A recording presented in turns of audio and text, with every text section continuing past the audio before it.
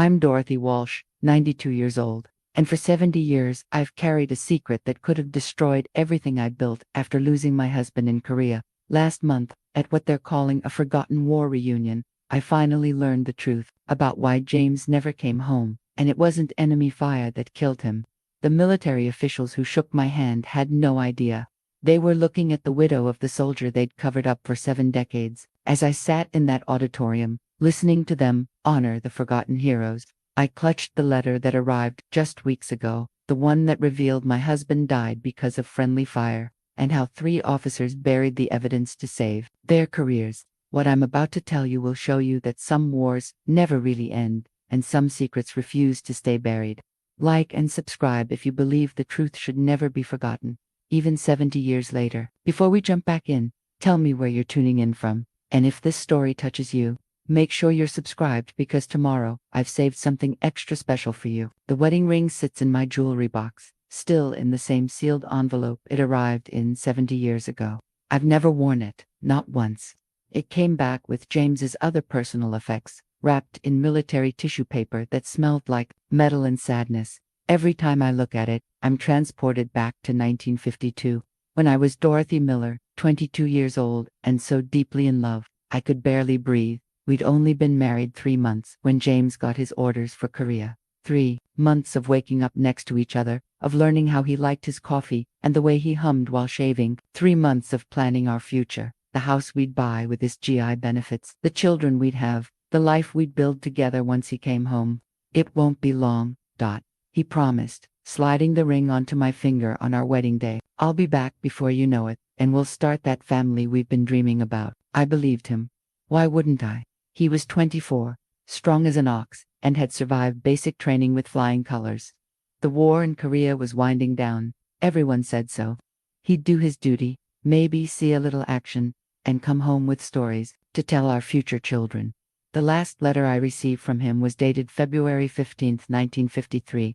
He wrote about the bitter cold, how it made your bones ache, but also about the camaraderie with his fellow soldiers. He mentioned a guy named Mickey from Detroit who could make anyone laugh, and how they'd started a poker game in their bunker. I'm saving my winnings for that down payment on our house, he wrote. Can't wait to carry you over the threshold, Mrs. Walsh. I kept that letter in my purse for months after he died, reading it so many times the paper became soft as fabric. It was full of hope, full of plans for our future. There was no hint of danger, no premonition of what was coming, just a young man missing his wife and counting the days until he could come home. The ring represents all of that, the promises we made, the future we planned, the love that was supposed to last a lifetime. I couldn't bring myself to wear it after he died because it felt like lying, like pretending our marriage had been completed instead of cut short. It belonged to the woman I was supposed to become, not the widow I became instead. Even after I married Robert 5 years later, I kept James's ring separate.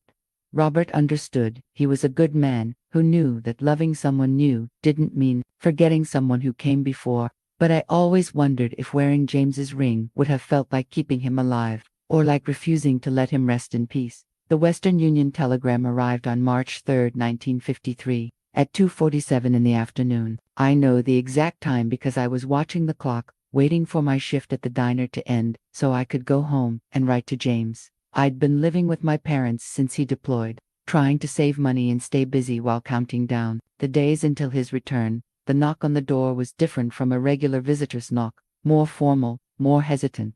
Mama went to answer it, and I heard her sharp intake of breath before she called my name in a voice I'd never heard before. When I walked into the front room, she was holding a yellow telegram with shaking hands, her face pale as winter. The Secretary of the Army has asked me to express his deep regret that your husband, Private First Class James Andrew Miller, was killed in action in Korea on the 28th of February, 1953. Stop letter follows. Stop Edward F. Witzel, the Adjutant General. I read those words 3 times before they made sense. Killed in action. The phrase seemed impossible, like something that happened to other people, not to my James who'd promised to come home. I remember thinking there had to be a mistake. Maybe they'd mixed up the names. Maybe James was wounded and they'd gotten the details wrong. But the follow-up letter arrived a week later, typed on official Army letterhead with formal language that made my husband's death sound like a business transaction. Private Miller died heroically, while engaged in combat operations against enemy forces. It read, "He was killed instantly by enemy fire while defending his position. His sacrifice was not in vain, and he died with honor serving his country." The letter was signed by his commanding officer, Lieutenant Colonel Harrison Webb, and it came with information about James's posthumous Purple Heart and the military benefits I'd be entitled to receive. There was also a small note expressing the colonel's personal condolences and assuring me that James had been a fine soldier who'd died a hero's death. I clung to those words in the days that followed. Hero's death, died with honor. Sacrifice was not in vain. They became a mantra that helped me get through the funeral, through the nights when I couldn't sleep, through the long process of learning how to live without him. The neighbors brought casseroles and flowers. The American Legion post presented me with a folded flag. The ladies from church sat with me and told me how proud I should be of my husband's service. Everyone kept saying the same thing. At least you know he died fighting for his country. At least I knew. That phrase would haunt me for decades to come, because it turns out I didn't know anything at all. The teaching certificate hangs in my study, yellowed with age but still readable. Dorothy Miller, Bachelor of Education, Class of 1955. It represents the first decision I made entirely for myself after James died. The choice to build something meaningful from the wreckage of my shattered dreams. The GI Bill benefits meant for James's education became my lifeline. In 1953, it wasn't common for young widows to go to college, especially not in our small Ohio town where most women married straight out of high school. But I couldn't bear the thought of spending the rest of my life serving coffee and wondering what might have been. "You sure about this, honey?" Daddy asked when I announced my plans. "College is expensive, and you've got your whole life ahead of you. Some nice young man will come along soon enough." But I wasn't ready for another young man. I wasn't ready for anything except the desperate need to prove that James's death meant something, that I could honor his sacrifice by making something of myself.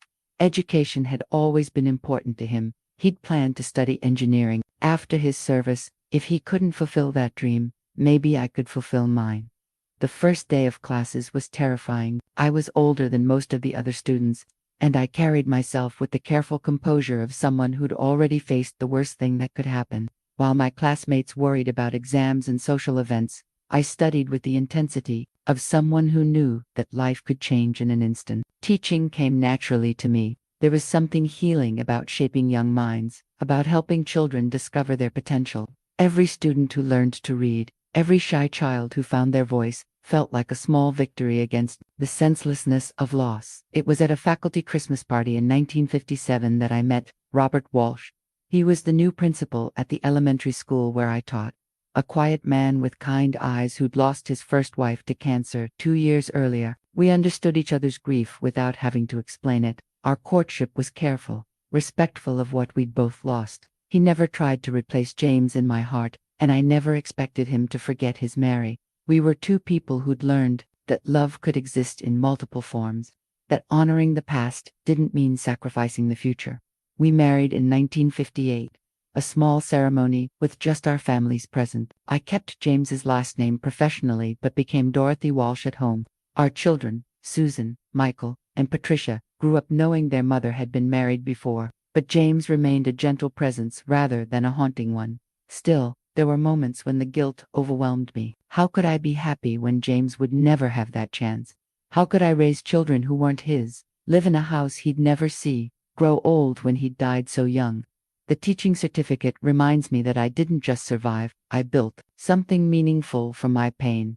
James's Purple Heart sits in the bottom drawer of my jewelry box, beneath my pearls and the brooch Robert gave me for our 10th anniversary. The children never knew it was there. Even Robert, who respected my past without prying, never saw it. Some things are too sacred to share, too painful to examine in the light. The medal arrived 6 months after James's death, in a small velvet box with a formal letter explaining that it was awarded posthumously for wounds received in action against an enemy of the United States. I held it once, running my finger over the purple ribbon and George Washington's profile, then put it away.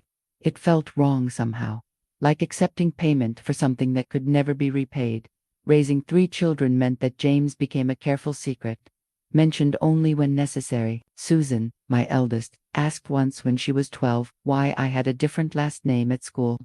I told her simply that I'd been married before, that my first husband had died in Korea, and that she shouldn't feel sad about it because it happened long before she was born. Were you very sad, Mama? She asked with the earnest curiosity of childhood. Yes, sweetheart, but sad things can lead to good things. If I hadn't learned to be strong then, I might not have been ready to be your mama when you came along. It was the kind of gentle half-truth that parents tell to protect their children from the full weight of adult pain. The reality was that some days I still woke up thinking about James, still wondered what our children might have looked like, still felt the phantom weight of promises that would never be kept. Robert understood this without me having to explain. He'd catch me sometimes on Memorial Day or Veterans Day, standing at the kitchen window with a faraway look, and he'd simply put his hand on my shoulder and let me have my moment of remembrance. You don't have to forget him to love us, he told me once, and I nearly cried with gratitude for his wisdom. I attended veterans events sporadically over the years, Memorial Day services at the cemetery, the occasional American Legion gathering when they honored war widows. Each time, I'd listen to the speeches about heroism and sacrifice, about the brave men who gave their lives for freedom, and I'd feel both proud and isolated. Proud of James's service, but isolated by the weight of carrying his memory alone. Other widows at these events had their own stories, their own carefully guarded grief. We'd nod to each other with understanding, but we rarely spoke about the details. There was something almost sacred about keeping our losses private, about being the sole guardians of our husbands' memories. But sometimes, in the quiet moments before sleep, I'd take out that last letter from James and read his words about coming home, about our future together. The survivor's guilt never fully faded. Why did I get to live a full life when he didn't? Why did I get to raise children, see grandchildren, grow old with someone who loved me? The Purple Heart remained hidden, a secret symbol of a sacrifice. I was still trying to understand. The phone call came on a Tuesday afternoon in September 2022, while I was watering my African violets. At 91, I'd settled into the quiet rhythms of widowhood. Robert had passed 3 years earlier, and I spent most of my time reading, tending my plants, and video calling with the grandchildren. Mrs. Walsh. This is Dr. Michael Chen from the Military History Institute at Carlisle Barracks. I'm calling about your first husband, Private James Miller. My hand froze on the watering can. Nobody had called me about James in decades. Most people who knew about my first marriage were dead, and my children rarely mentioned him. I'm sorry, what is this regarding? I managed. Dr. Chun's voice was gentle but persistent. I'm researching Korean War casualties, specifically focusing on soldiers whose records show certain inconsistencies. Your husband's file came to my attention during my research. I sank into Robert's old recliner, my heart pounding in a way that reminded me I wasn't 22 anymore. Inconsistencies. What kind of inconsistencies? Well, that's what I was hoping to discuss with you. I've been studying casualty reports from the winter of 1953, and there are some discrepancies between the initial field reports and the final death certificates. Your husband's case is one of several I've flagged for further investigation. The watering can slipped from my hands, spilling water across the hardwood floor. 70 years of careful acceptance, of building a life around the assumption that I knew how James died, suddenly felt as fragile as tissue paper. What kind of discrepancies? I repeated, though I wasn't sure I wanted to know the answer. I'd prefer not to discuss details over the phone. Mrs. Walsh, would you be willing to meet with me? I have some documents I think you should see. Dr. Chun's business card now sits on my kitchen table, creased from handling. Michael Chen, PhD, military historian, specializing in Korean War combat documentation. He'd driven down from Pennsylvania the following week, a serious young man with kind eyes who treated my living room like a sacred space. He'd spread photocopied documents across my coffee table, military reports, casualty listings, communications between various units. To me, they looked like incomprehensible military jargon, but Dr. Chen pointed out the discrepancies with the patience of someone who'd spent years studying the bureaucracy of war. The initial casualty report filed by your husband's squad leader shows a different time of death than the official record, he explained. And the circumstances described in the field report don't match the story in the final death certificate. I stared at the papers, trying to process what he was telling me. Are you saying the army lied to me? I'm saying there are questions that deserve answers. Your husband wasn't the only soldier whose death was simplified for the official record. The military in the 1950s was very concerned about maintaining morale, both at home and abroad. Sometimes that meant presenting a cleaner version of events than what actually happened. Before he left, Dr. Chen had explained that he was reaching out to several families whose loved ones died under similar circumstances. He gave me his card and promised to call if he learned anything more. As I watched his card disappear down my street, I realized that everything I thought I knew about James's death might be wrong. After 70 years, the past was refusing to stay buried. The declassified document arrived 2 weeks after Dr. Chen's visit, photocopied on official letterhead but heavily redacted with thick black lines. What I could read made my hands shake. Field report, the 28th of February 1953, Charlie Company, 2nd Battalion, casualties from friendly fire incident. Recommend classification confidential to prevent adverse publicity. The words friendly fire leaped off the page like a physical blow. In all the official correspondence I'd received 70 years ago, there had been no mention of anything except enemy action. James had died a hero's death fighting the enemy, not killed by his own side, Dr. Chen called that evening, his voice carefully controlled. Mrs. Walsh, I wanted to discuss the document you received today. I know this must be incredibly difficult. Friendly fire, I said, the words feeling foreign in my mouth. You're telling me James was killed by his own soldiers. The initial reports suggest there was confusion during a night engagement, multiple units operating in the same area, poor communication, difficult visibility conditions. It's a tragedy that happened more often than the public was told. I pressed the phone against my ear, trying to understand. But the letter from his commanding officer said he died fighting the enemy. They gave him a Purple Heart. Purple Hearts were awarded for any combat-related injury or death, regardless of the source. And Mrs. Walsh, I need you to know, there were other families who received similar letters.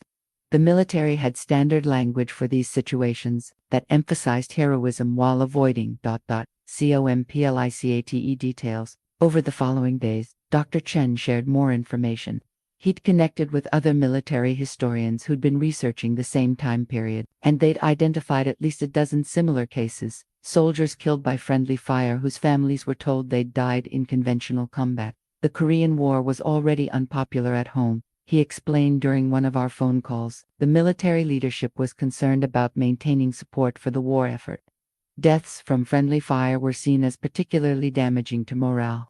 But what disturbed me most was learning about the 3 officers who'd been involved. In covering up the truth, Dr. Chun had found promotion records showing that Lieutenant Colonel Harrison Webb, the man who'd signed James's death notification, had been promoted to full colonel within 6 months of James's death. His executive officer and intelligence officer had also received rapid promotions.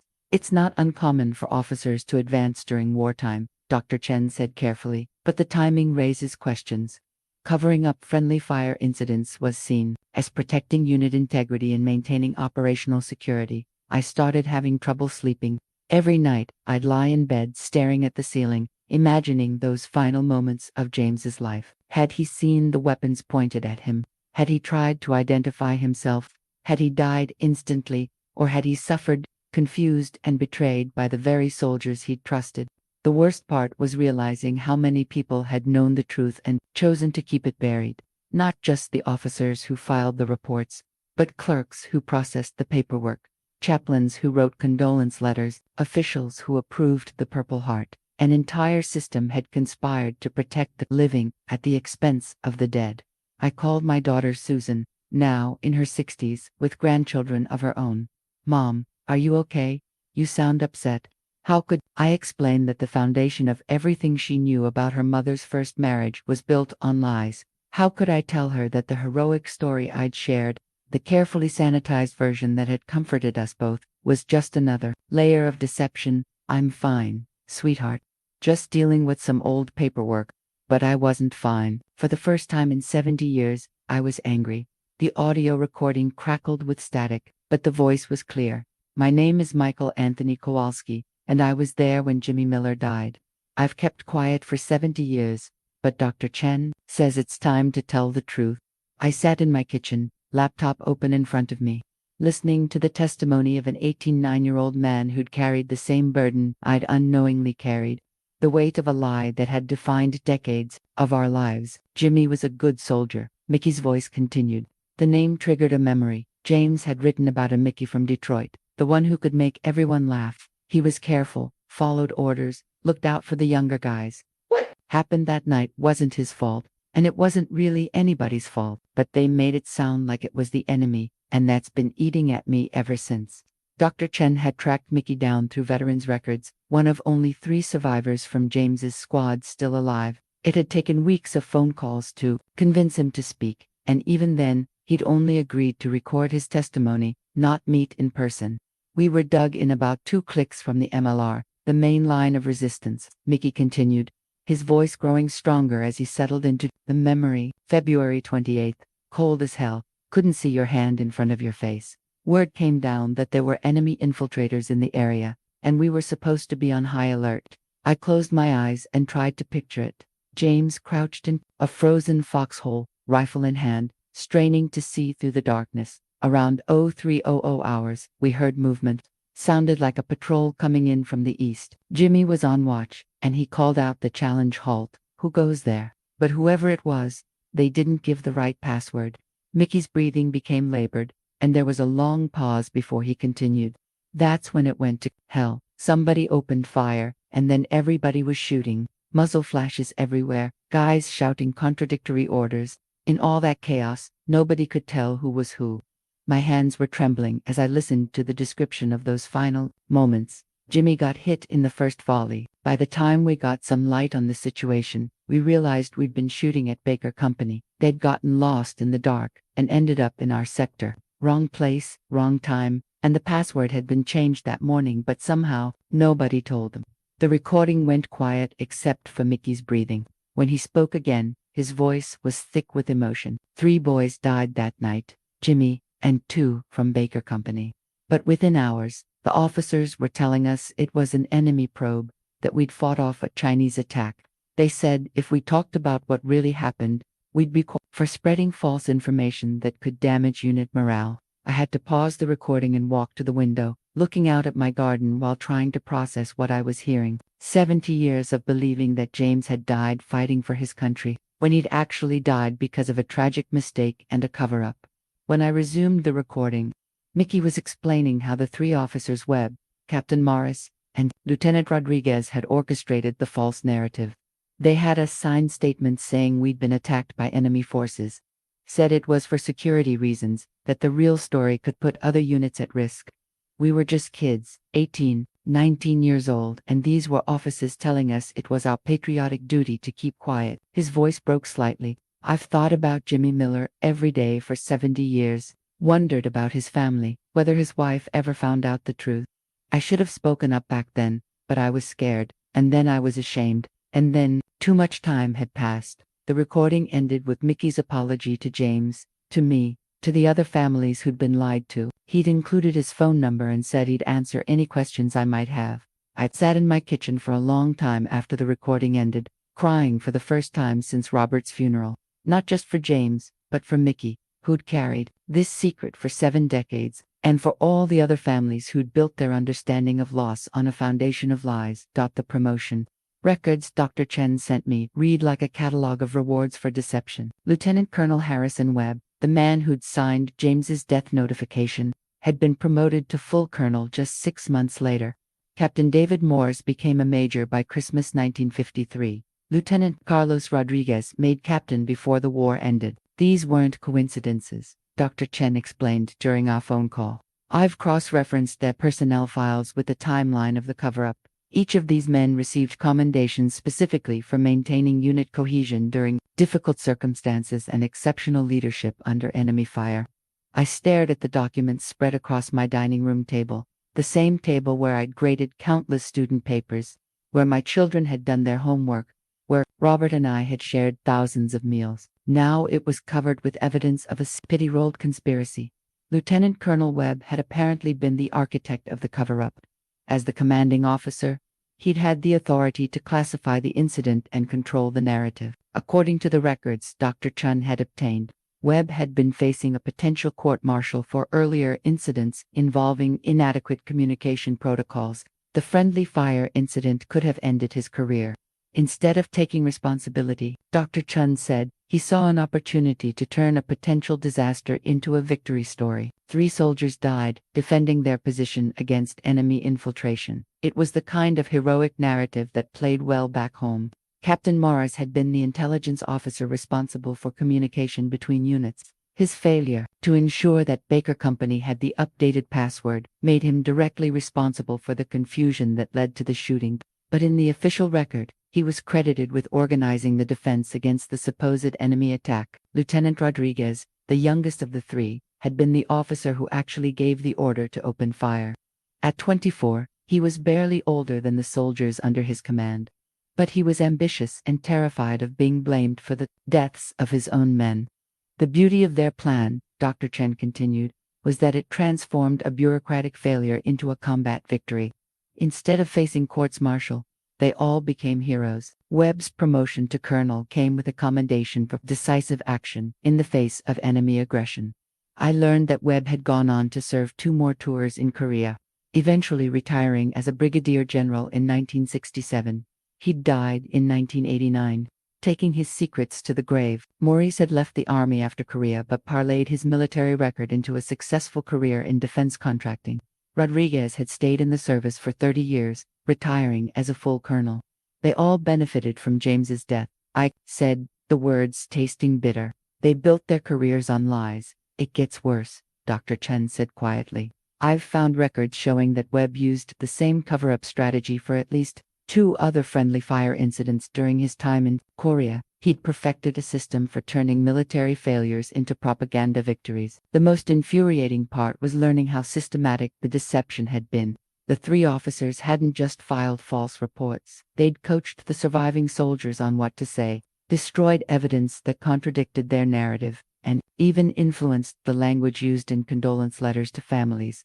Mickey's signed statement, which Dr. Chen had located in archived files, was a masterpiece of careful wording. It described enemy contact and defensive action without technically lying, but it supported the false narrative of heroic sacrifice rather than tragic mistake. These men weren't just covering up an accident, I realized. They were stealing honor. They took credit for heroism that belonged to soldiers like James, who died because of their incompetence. Webb's final promotion to brigadier general had come with a ceremony attended by senators and decorated with speeches about his exemplary service in defense of freedom. The citation specifically mentioned his courage under fire during the February 1953 engagement where James had died.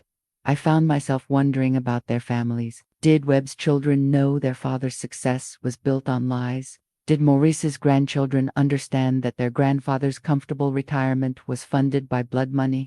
Did Rodriguez ever feel guilt about the young soldiers who died because of his failures? But what hurt most was realizing that somewhere in government files, there were probably records showing that officials knew the truth but chose to perpetuate the lie. The military had built an entire system for protecting officers who failed and punishing soldiers who died because of those failures. For 70 years, I'd honored James's memory as a hero who died fighting the enemy. Now I understood he was actually a victim of the very system he'd died serving. The photograph arrived in the mail 3 days after Dr. Chen connected me with Eleanor Vasquez, whose husband had died in the same incident as James. It was a faded color photo from a 1963 Memorial Day service, showing a group of Korean war widows standing beside a monument. I recognized myself immediately, 34 years old, wearing the navy blue dress I'd bought specially for veterans events, standing with 7 other women I'd barely remembered. I kept this picture all these years, Eleanor wrote in her accompanying letter. I always wondered about the other wives, whether they ever learned what we're learning now. Dr. Chen had located 5 families whose husbands had died in friendly fire incidents covered up by the same 3 officers. Eleanor's husband, Sergeant David Vasquez, had been one of the Baker Company soldiers killed that same night as James Maria. Santos had lost her husband in a different incident 3 weeks later. Catherine O'Brien's husband had died in what was officially recorded as a heroic last stand but was actually another case of mistaken identity. Within a week, we were emailing daily 5 women in our 80s and 90s, finally able to share the burden we'd unknowingly carried separately. For decades, the relief of speaking with people who understood was overwhelming. I always felt like something was wrong with the official story, Maria wrote. Frank's letters never mentioned the kind of heavy fighting they described in his death notification. He wrote about boring patrols and card games, not heroic battles. Eleanor had kept every document related to her husband's death, just as I had. When she scanned them and sent copies, the similarities were striking. The same formal language, the same emphasis on heroism and sacrifice, even similar phrasing in the condolence letters. It was clear that the three officers had developed a template for turning tragedy into propaganda. Catherine had perhaps the most heartbreaking story. Her husband Timothy had been scheduled to rotate home just 2 weeks after he died. She'd already bought fabric to make curtains for their new apartment, had planned a welcome home party, had written letters to all their friends announcing his return date. The worst part was how everyone kept telling me how proud I should be, she wrote, proud that he died a hero's death instead of coming home to me. I used to lie awake wondering if I was selfish for wishing he'd just hidden when the fighting started. We began sharing memories that we'd never told anyone else. The guilt we'd felt for remarrying, for being happy, for moving on when our first husbands couldn't. The way we'd edited their stories for our children, emphasizing the honor and minimizing the loss. The careful dance we'd performed at veterans' events, grateful for the recognition but uncomfortable with the false heroics. I went to David's reunion once, Eleanor confided during one of our phone conversations. It was in the 1980s, and I met some of the men who'd served with him. They kept saying how sorry they were, how they wished they could have saved him, but there was something in their eyes like they were holding back. Now I understand why. Maria had discovered that her husband's Purple Heart citation contained details that didn't match his actual death. They said he was killed while advancing against enemy positions, she told us, but Dr. Chun found records showing he was actually shot while trying to identify himself to his own troops. The five of us decided to meet in person at the Korean War Veterans Memorial in Washington, D.C. It was the first time since those 1960s veterans events that I'd stood with other women who'd lost husbands in Korea. But this time we knew the truth. Standing before the memorial wall, reading the names of the dead, we realized that our husbands weren't the only ones whose deaths had been misrepresented. How many other families had been fed lies? How many other widows had spent decades carrying secrets they didn't even know they had? We're probably the last generation who'll ever know the truth, Eleanor said, her voice barely audible above the wind. Everyone else who was there is dead, or dying. If we don't speak up now, the lies become history. That's when we decided to attend the 70th anniversary reunion, not to honor the official version of events, but to finally tell the truth. The lawyer's retainer agreement sits in my desk drawer, signed with shaking hands, legal representation for obtaining military records and potential compensation for government misinformation regarding combat death. Attorney Jennifer Morrison specialized in military records cases, and her hourly rate of $350 made my teacher's pensions stretch thin, but some things are worth the cost. Mrs. Walsh, I need to be honest with you, Jennifer said during our first meeting in her downtown office. Cases like yours are complicated by something called the Fears Doctrine. It generally prevents military families from suing the government for service-related deaths, even when there's been misconduct. I'd driven 3 hours to Columbus to meet with her, one of only a handful of attorneys in Ohio who handled military records cases. At 92, the drive was exhausting, but I was determined to see this through. I'm not looking for money, I told her. I want the truth on record. I want James's death certificate corrected, and I want an official acknowledgement of what really happened. Jennifer leaned back in her leather chair, studying the documents I'd brought. The Freedom of Information Act gives us some leverage, but the military will fight releasing anything that could embarrass former officers or contradict official narratives. They'll claim national security, personnel privacy, anything to keep these files sealed. The legal process was more complex than I'd imagined. We filed FOIA requests for James's complete military record, the personnel files of the 3 officers involved, and any communications related to the cover-up. The Army responded with heavily redacted documents that raised more questions than they answered. Look at this, Jennifer said, pointing to a page that was almost entirely blacked out. They've redacted information that's 70 years old, claiming it could compromise ongoing military operations. What operations? The Korean War ended in 1953. Each document request cost filing fees, and every response required analysis and follow-up requests. My savings account, carefully managed through decades of retirement, began to dwindle. The children offered to help with expenses, but I couldn't bear the thought of involving them in this mess. The breakthrough came when Jennifer discovered that one of the three officers, Captain Morris, had written a memoir about his military service that was published in 1987. In it, he briefly mentioned the February 1953 incident, describing it as a difficult night when we lost good men to enemy action. "This is perjury," Jennifer explained. "He published a knowingly false account of events that resulted in your husband's death. That might give us grounds to challenge the statute of limitations, but progress was maddeningly slow. The Army's Records Department seemed designed to frustrate anyone seeking information. Requests that should have taken weeks stretched into months. Phone calls were transferred between departments until I gave up in exhaustion. Form letters arrived explaining that further review was required, that additional authorization was needed, that my request had been forwarded to another office. They're hoping you'll die before they have to comply," Jennifer said bluntly during one of our phone calls. "Most people your age would have given up by now. Some days I wanted to. The stress was affecting my sleep, my appetite, my ability to enjoy simple pleasures." My daughter Susan grew worried about the toll the legal battle was taking on my health. "Mom, maybe it's time to let this go," she said gently. "Daddy Robert wouldn't want you to make yourself sick over something that happened before I was born," but I couldn't let go. Every night, I'd think about Mickey Kowalski carrying his guilt for 70 years, about the other widows who'd died never knowing the truth, about the 3 officers who'd built successful careers on the foundation of James's grave. The confession letter arrived on a Tuesday morning in October, in a manila envelope postmarked from Phoenix, Arizona.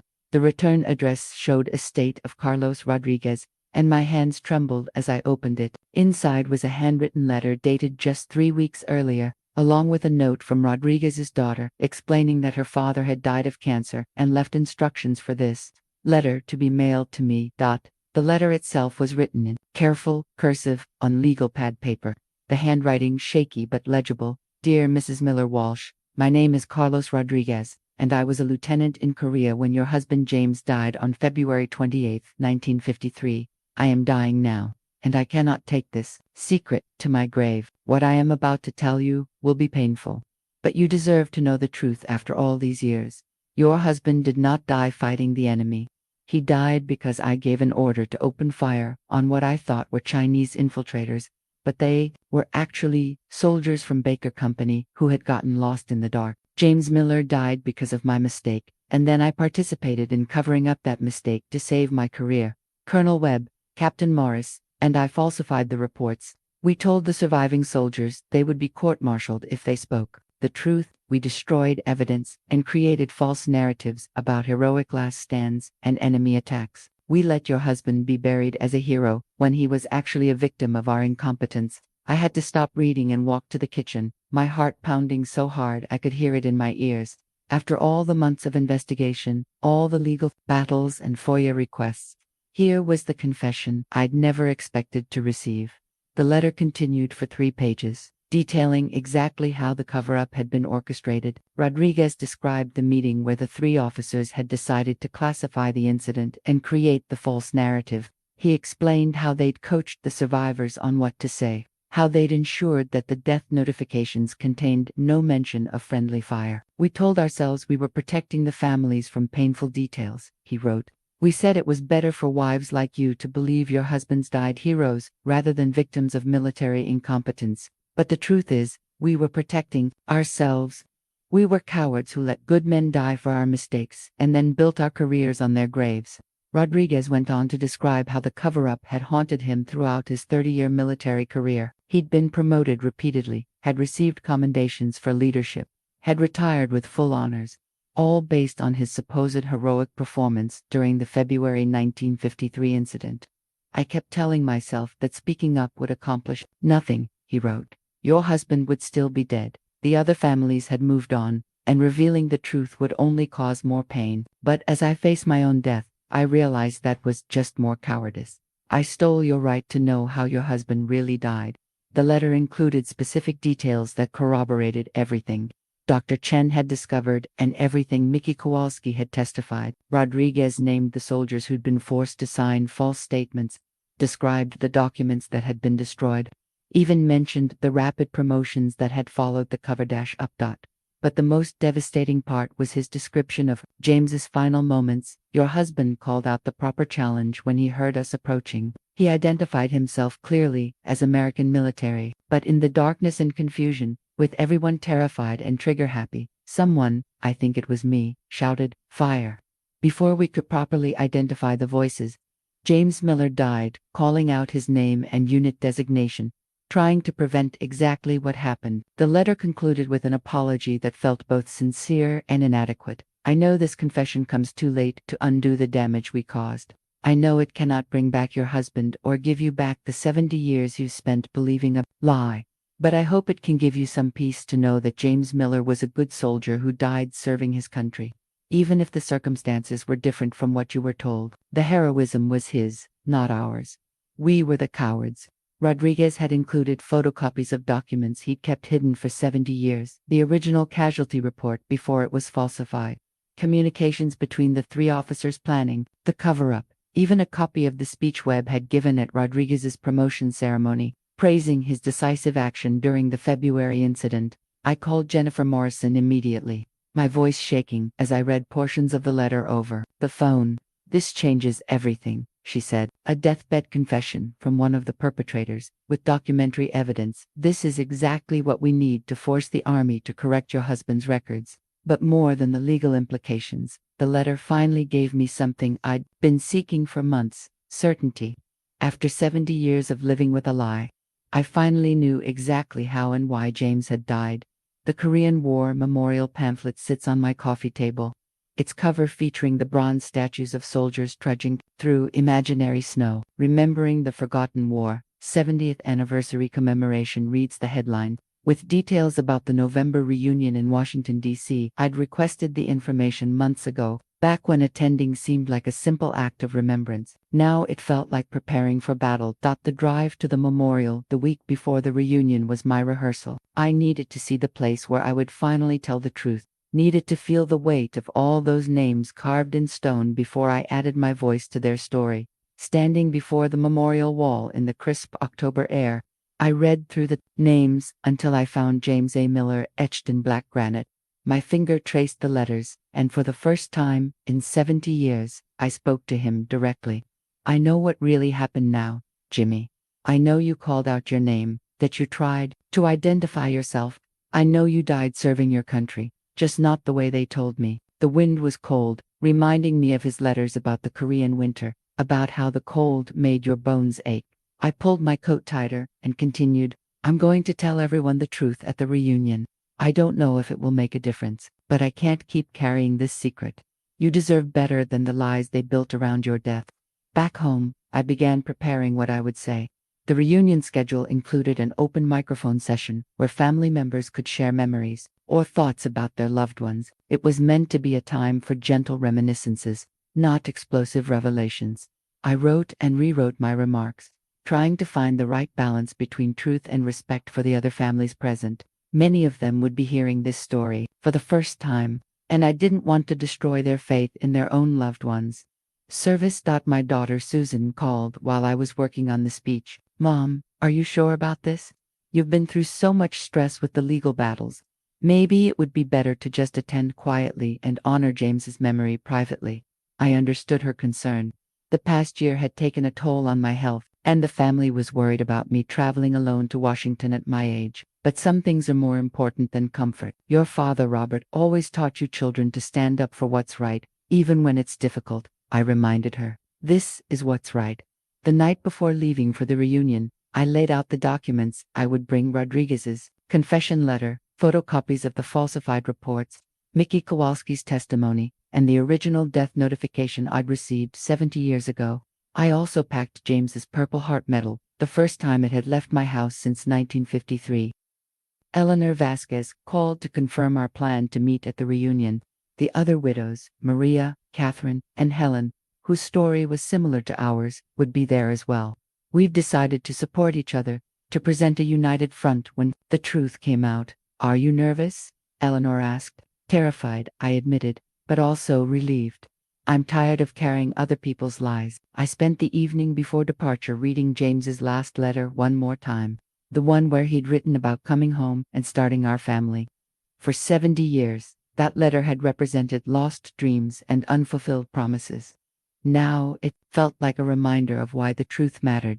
The bus to Washington left at 6 a.m. from the senior center. I'd chosen public transportation rather than asking the children to drive me, partly to maintain my independence, and partly because I needed the time to prepare mentally for what I was about to do. As the Ohio countryside rolled past my window, I thought about all the families who would be at the reunion. Sons and daughters who'd grown up with heroic stories about fathers they'd never known. Grandchildren who'd been taught to be proud of their grandfather's sacrifice. Veterans who'd carried their own secrets and survivor's guilt for 70 years. I was about to shatter illusions that had sustained people for decades, but I was also about to free them from the burden of lies they'd unknowingly carried. The reunion would begin with a formal ceremony honoring the fallen. Military officials would give speeches about sacrifice and heroism. A color guard would present the flags. Taps would be played. And then, during the open microphone session, a 92-year-old widow would stand up and tell a room full of people that everything they thought they knew about the Korean War was incomplete. The reunion name tags told stories in 3 lines of text. John Peterson, son of CPL William Peterson, Kia, 1951. Maria Gonzalez, widow of SGT, Robert Gonzalez, Kia, 1952. David Chen, grandson of PFC, Henry Chen, Kia 1953. Each tag represented a family shaped by loss, people who'd grown up with carefully preserved memories of sacrifice and service. I arrived at the hotel conference center early, my own name tag reading simply Dorothy Walsh, widow of PFC, James Miller, Kia, 1953. The weight of Rodriguez's confession letter in my purse felt heavier than my arthritis medication and reading glasses combined. The first person I met was Tommy Rodriguez, no relation to Lieutenant Rodriguez, just an unfortunate coincidence of names. He was in his 70s, the son of a soldier who'd died at Heartbreak Ridge. My dad wrote about the cold mostly. Tommy told me over coffee in the hotel lobby. Said it was so cold your rifle would freeze up, and you had to keep your ammunition in your armpits to keep it from jamming. But he also wrote about the guys in his unit, how they looked out for each other. I nodded and smiled, the practiced response of someone who'd spent decades at veterans events, but inside, I was wondering how many of these family stories were built on the same kind of careful editing that had shaped my understanding of James's death. Eleanor arrived mid-morning, looking as nervous as I felt. We'd planned to sit together during the ceremony, to give each other courage when the time came to speak. She introduced me to her grandson, a young man in his 30s who'd driven her from New Mexico. Grandma's been doing a lot of research about Grandpa lately, he explained. She's learned some interesting things about his service. Eleanor and I exchanged a glance. Her grandson didn't know yet what his grandmother had discovered about his grandfather's death. Like my own children, he was still living with the comfortable version of events. The formal ceremony began at 2 p.m. in the hotel's main ballroom. About 200 people filled the folding chairs, veterans in their 80s and 90s, children and grandchildren of the dead, a few active-duty military personnel serving as honor guard. At the front of the room, a display table held photos of fallen soldiers, including a picture of James in his Army uniform that I'd provided when I registered. General Patricia Williams, representing the Army, gave the keynote address about the forgotten heroes of the Korean conflict. She spoke about the difficult conditions, the sacrifices made, the importance of remembering those who'd given their lives for freedom. These brave men answered their country's call, she said, her voice carrying clearly through the room. They died fighting for democracy, for their fellow soldiers, for the values we hold dear. Their sacrifice was not in vain, and their memory will live forever. I clutched my purse tighter, feeling the confession letter crinkle against Rodriguez's Purple Heart recommendation form. Every word of the general's speech felt like salt in a wound that had been festering for 70 years. After the formal remarks, families were invited to share memories during the open microphone session. One by one, sons and daughters approached the podium to tell stories about fathers they'd never known but had learned to love through letters and photographs. My father wrote about playing poker with his buddies, said one woman about my age. He said there was this guy from Detroit who could make everyone laugh, even in the worst conditions. My heart stopped. She was talking about Mickey Kowalski, the same Mickey who'd testified about James's death. Her father had been in the same unit, probably witnessed the same incident, maybe even been forced to sign the same false statements. A man in his 60s approached the microphone next. My dad was Private Call Stevens, killed February 28, 1953. He was supposed to come home in March, but he died defending his position against a Chinese attack. February 28, 1953, the same night James died. Carl Stevens must have been one of the Baker Company soldiers killed in the friendly fire incident. His son had grown up believing the same lies I'd believed, honoring a heroic death that had never happened. I looked around the room and began to see the scope of what the three officers had done. It wasn't just James's death they'd covered up. It was an entire night of military failure that had been transformed into multiple acts of heroism. Dozens of families had been living with false narratives for 70 years. When my turn came, I walked slowly to the microphone, my prepared remarks folded in my shaking hands. The room fell quiet as I adjusted the microphone stand and looked out at the sea of faces, veterans who might remember the truth, families who'd lived with lies, officials who represented the system that had created those lies. My name is Dorothy Walsh, I began, my voice surprisingly steady. I'm here to talk about my first husband, Private James Miller, who died on February 28, 1953. I paused and made eye contact with the woman who'd mentioned Mickey Kowalski, with the man whose father had died the same night as James, with General Williams sitting in the front row. But before I share my memories, I need to tell you something that will be difficult to hear. Something that's been hidden for 70 years. My prepared speech notes trembled in my hands as I stood at the microphone, looking out at 200 faces that were about to hear their history rewritten. The room was so quiet I could hear the heating system humming and someone's watch ticking in the front row. 3 weeks ago, I received a letter from the estate of Lieutenant Carlos Rodriguez. I began, my voice growing stronger with each word. Lieutenant Rodriguez was one of 3 officers who covered up the real circumstances of my husband's death. Before he died of cancer last month, he confessed to a conspiracy that has shaped 70 years of our understanding about what happened in Korea. A murmur rippled through the audience. General Williams leaned forward in her chair, her expression shifting from polite attention to sharp concern. I saw Eleanor nod encouragingly from her seat. James Miller did not die fighting the enemy, I continued, the words I'd rehearsed in my hotel room the night before. He died because Lieutenant Rodriguez ordered his men to fire on what they thought were Chinese infiltrators, but they were actually American soldiers from Baker Company who had gotten lost in the dark. The murmur grew louder. Someone gasped. A man in the third row, the one whose father had died the same night, stood up halfway, then sat down hard, his face pale. 3 soldiers died that night in what the military calls a blue-on-blue incident, friendly fire. But within hours, Lieutenant Colonel Harrison Webb, Captain David Morris, and Lieutenant Rodriguez had created a false narrative about heroic sacrifice and enemy attacks. They falsified reports, destroyed evidence, and forced the surviving soldiers to sign statements supporting their lies. I reached into my purse and pulled out Rodriguez's confession letter, holding it up so everyone could see. This is Lieutenant Rodriguez's deathbed confession, written in his own hand. He admits to the cover-up and provides details about how it was orchestrated. He names the other officers involved and explains how they built their careers on the foundation of lies about good soldiers' deaths. General Williams was whispering urgently to an aide beside her. Several people in the audience were crying. The woman who'd mentioned Mickey Kowalski was staring at me with her mouth open. I'm not telling you this to diminish anyone's service or sacrifice, I said, looking directly at the families who'd spoken before me. Our husbands and fathers were still heroes. They still served their country with honor. But they deserved to have their real stories told, not the sanitized versions created to protect incompetent officers. I pulled out the original casualty report Dr. Chen had obtained, the one that mentioned friendly fire before it was altered. The military historian who helped me discover the truth has found evidence of similar cover-ups involving at least a dozen other incidents. How many families in this room are living with lies? How many soldiers died because of military failures that were then transformed into propaganda victories? A veteran in the back row stood up, his walker clattering. I was there, he said, in a voice that carried, despite his age. I was in dog company, and I heard the shooting that night. We all knew something didn't add up about the official story, but they told us we'd be court-martialed if we talked.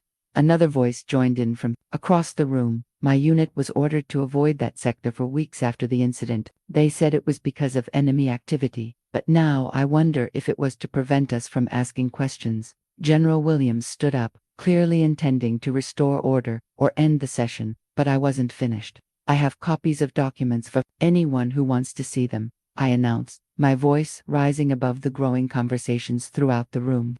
I have the confession letter, the original reports, testimony from survivors. The truth is here if you want it. I held up James's Purple Heart, the medal I'd kept hidden for 70 years.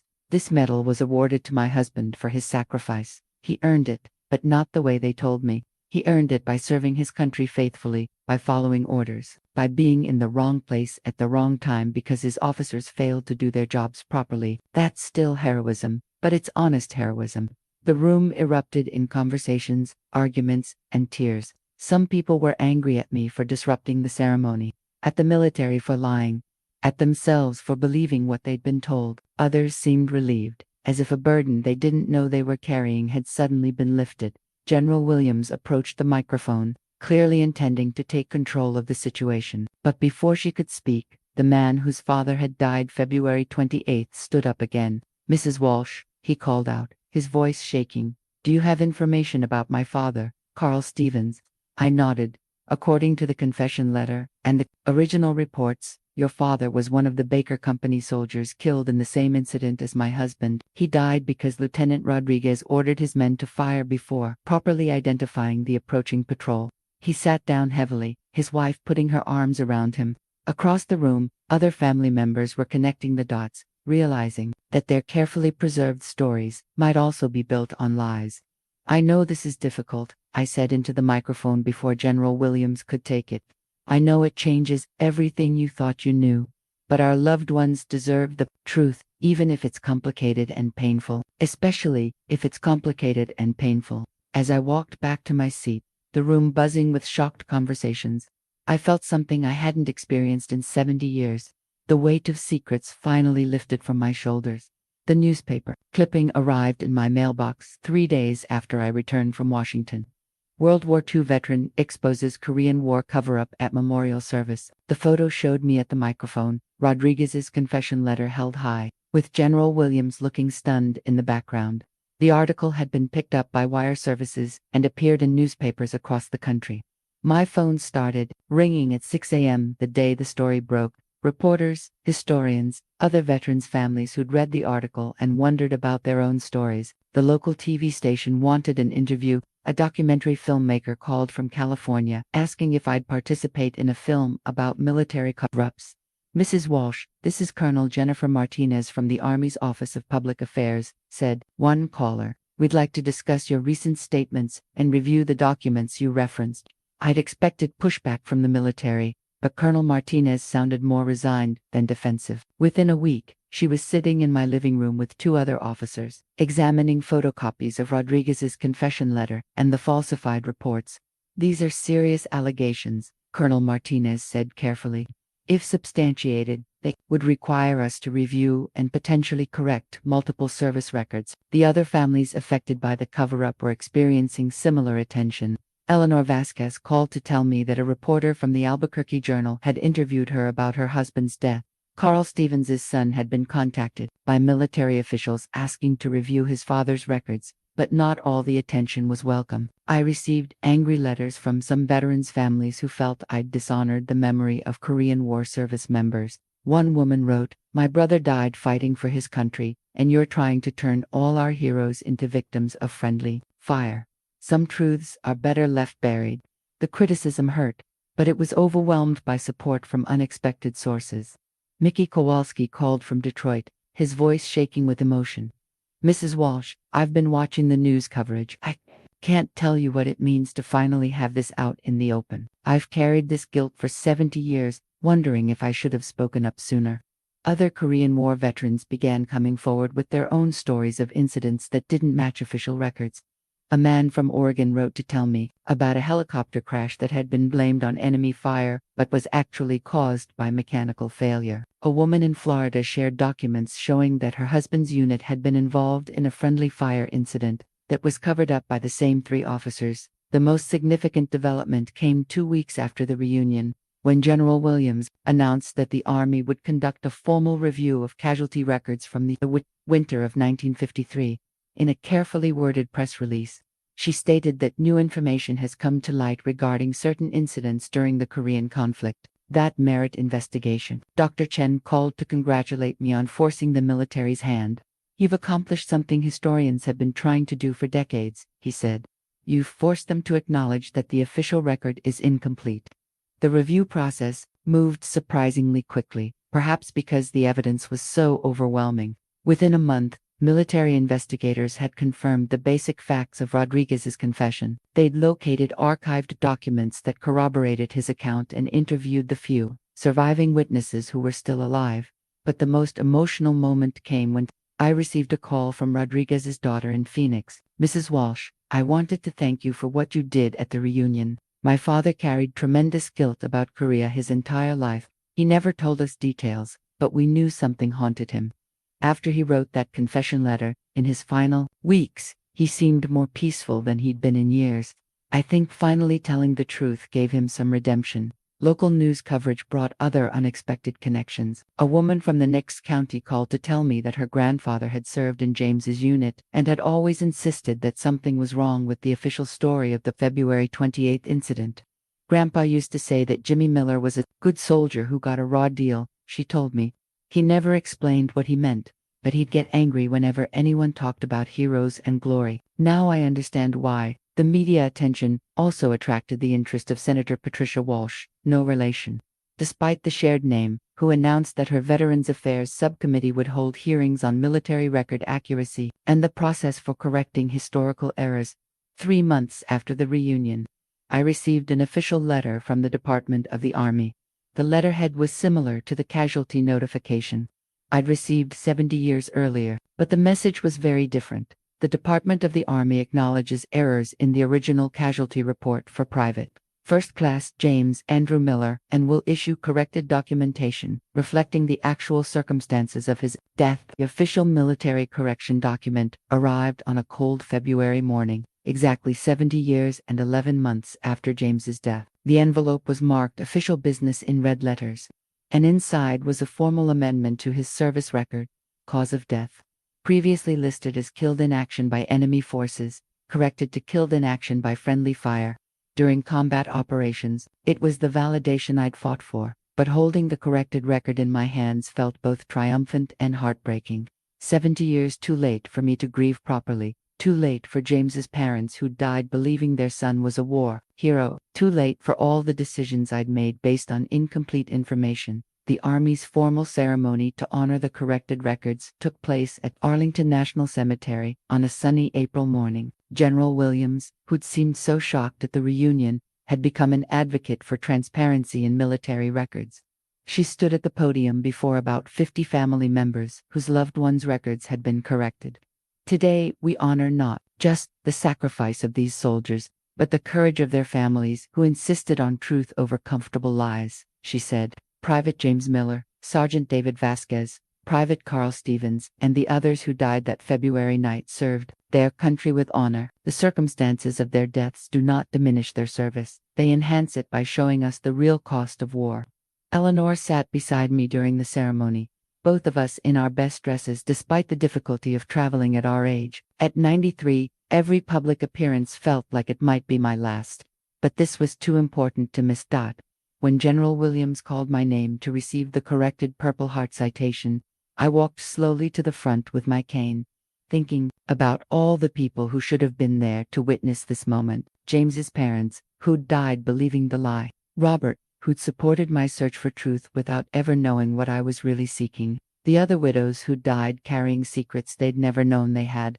Mrs. Dorothy Walsh, on behalf of the United States Army and the American people, I present you with the corrected citation for your husband's Purple Heart, and our sincere apologies for the decades of misinformation you were forced to carry. The new citation was honest in a way the original had never been. Private First Class James Andrew Miller died in service to his country on February 28, 1953, during combat operations in Korea. He was killed by friendly fire in an incident that resulted from communication failures and poor visibility conditions. His death, while tragic, exemplifies the sacrifice made by countless servicemen who gave their lives in service to their nation. After the ceremony, families gathered to share stories and support each other. Carl Stevens's son approached me with tears in his eyes. "Thank you for having the courage to speak up," he said. "My father was a good man who deserved to have his real story told. I'm proud of him whether he died fighting the enemy or because of a tragic mistake." But the ceremony also highlighted how much had been lost to time. Of the 12 soldiers whose records were corrected, only 4 families had surviving members who could attend. The others had died without ever knowing the truth about their loved ones' deaths. Mickey Kowalski had wanted to attend but was too frail to travel from Detroit. Instead, he'd sent a letter that General Williams read aloud. "The families gathered today. I was there when your husbands and fathers died. They were good soldiers who served with honor. I'm sorry it took 70 years for the truth to come out, and I'm sorry for my part in keeping quiet for so long. They deserved better from all of us." The media coverage of the ceremony was more subdued than the initial revelation at the reunion.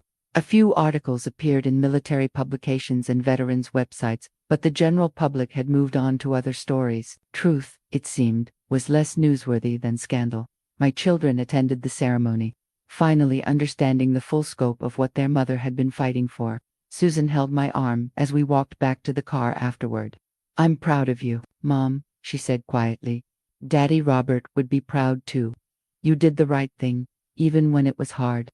The drive home from Arlington was peaceful. I'd accomplished what I'd set out to do. James's record was corrected, the truth was officially acknowledged, and other families had received the answers they deserved. But I also understood that justice delayed is fundamentally different from justice delivered on time. The correction couldn't give me back the 70 years I'd spent believing a lie. It couldn't restore the trust in military institutions that had been shattered by deception. It couldn't bring back all the people who died without knowing the truth about their loved ones. But it could ensure that future researchers, future families, future historians would have access to accurate records. The lies had finally been replaced with truth.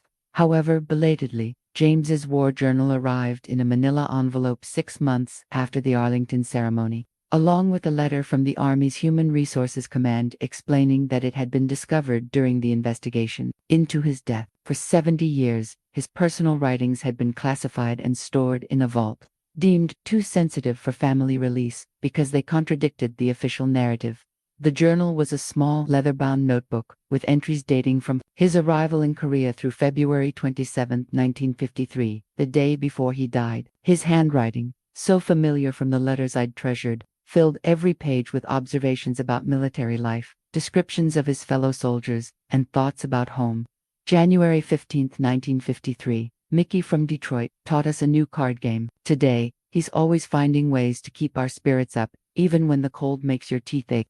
I won 50 cents, which I'm saving for that house, and I will buy when I get home. Reading his private thoughts was like having a conversation with him across 7 decades. He wrote about the inadequate communication equipment, the confusion during night patrols, the fear that kept everyone on edge. His entries revealed a soldier who was observant, thoughtful, and increasingly concerned about the lack of coordination between units. February 20, 1953. Another mix-up with passwords today. Baker Company almost walked into our sector because nobody told them about the route change. Lieutenant Rodriguez seems overwhelmed by the communication requirements. Hope someone figures this out before somebody gets hurt. The prescient nature of that entry made me cry. James had essentially predicted his own death, recognizing the dangerous incompetence that would kill him 8 days later. His final entry, written the morning of February 27th, was a love letter to our future. February 27, 1953. Got a letter from Dot yesterday. She's been looking at houses near the school where she wants to teach. I can picture us in a little place with a garden, maybe a dog for the kids will have. Only a few more months and I'll be home. Can't wait to start that life with her.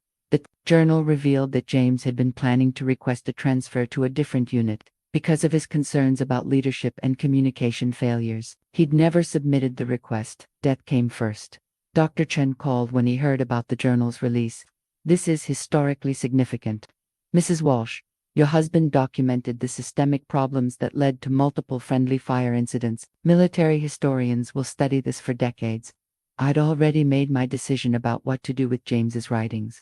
The journal, along with all the documents related to the cover-up investigation, would be donated to the National Archives. Future researchers studying the Korean War would have access to the complete story, not just the sanitized version that had been preserved for 70 years. I want students to understand that war is complicated. I told the archivist who came to collect the materials, I want them to know that good soldiers can die because of mistakes and incompetence, and that covering up those mistakes dishonors their sacrifice. The donation ceremony was small, just family, Dr. Chen, and a few officials from the archives, but it felt important, like the final chapter in a story that had been incomplete for too long. My great-granddaughter Emma, now 16, asked me afterward why I'd fought so hard to learn the truth. Because lies have weight, honey, I told her. For 70 years, I carried the weight of other people's lies without knowing it. They shaped every decision I made, every way I remembered your great-grandfather James.